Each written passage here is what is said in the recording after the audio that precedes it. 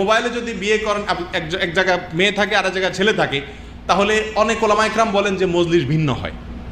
তো আসলে এখানে মজলিস ভিন্ন নাই, কারণ একই সময়ে দুইজন দুই জায়গা থাকলেও মজলিস একই হচ্ছে এবং একজনের কথা আরেকজন শুনছে না, অতএব মজলিস ভিন্নতার সমস্যাটা খুব একটা নাই। তাহলে সমস্যাটা কোথায়? অনেক ওলামা ইকরাম বলেন যে দ্বিতীয় যে সমস্যাটা সেটা হলো এই মোবাইল ফোনে বিয়ের ক্ষেত্রে একে অন্যকে কি করে না, দেখে না, যার কারণে ওই আবদুল্লাহর সাথে বিয়ে করতে গিয়া আরেক আবদুল্লাহর সাথে বিয়ে হয়ে যাওয়ার আশঙ্কা থাকে। ফাতেমারে বিয়ে করবে, সে ঠিকঠাক করছে, ওখানে ফাতেমার জায়গায় জরিনারে বসায় দিচ্ছে।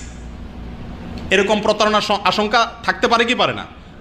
এরকম যদি প্রতারণার আশঙ্কা থাকে তাহলে সেক্ষেত্রে মোবাইল ফোনে বিয়ে করা কি নাই, জায়েজ নাই। আর যদি এরকম প্রতারণার আশঙ্কা না থাকে তাহলে শেখ সালেহ আল মুনাজ্জেদ সহ অনেক ওলামা ইকরাম এই মতটাকে অগ্রাধিকার দিচ্ছেন, তাহলে মোবাইল ফোনে বিয়ে করা জায়েজ আছে যদি প্রতারণার আশঙ্কা না থাকে। যেমন এই পাশে ওই পাশে আপনার লোক আছে, ছেলে কোনটা মেয়ে কোনটা সেখানে অন্য মেয়ে ঢুকাই দেওয়ার বা অন্য মেয়ের প্রস্তাব দেওয়ার কোনো সম্ভাবনা নাই।